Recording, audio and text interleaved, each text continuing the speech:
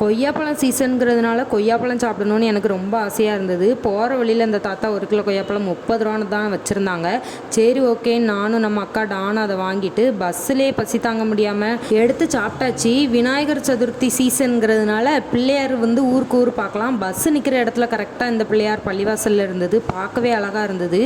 அப்புறம் முந்தின நாள் ஒரு ஷால் வாங்கியிருந்தேன். அந்த ஷால் இந்த பேண்ட் கலருக்கு மேட்சே ஆகலை. நம்ம தங்கச்சிட்ட போய் அதை ரிட்டனும் பண்ணிவிட்டு அந்த கலரில் வேறு ஷால் இருக்கான்னு தேடி தேடி பார்த்தாச்சு. கடையே அலசி போட்டு அந்த கலரில் ஷாலே இல்லை. திடீர்னு வெளியே சத்தம் கடிச்சு என்னடான்னு போய் பார்த்தா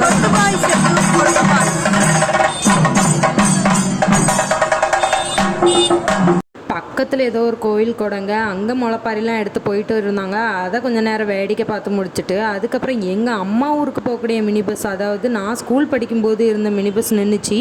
அதை ரொம்ப நேரமாக பார்த்து பழைய மெமரிஸ் எல்லாம் அப்படின்னு நினச்சி பார்த்துட்டு அங்கேருந்து அப்படியே தங்கச்சிக்கு பாய் சொல்லிட்டு கிளம்பியாச்சு.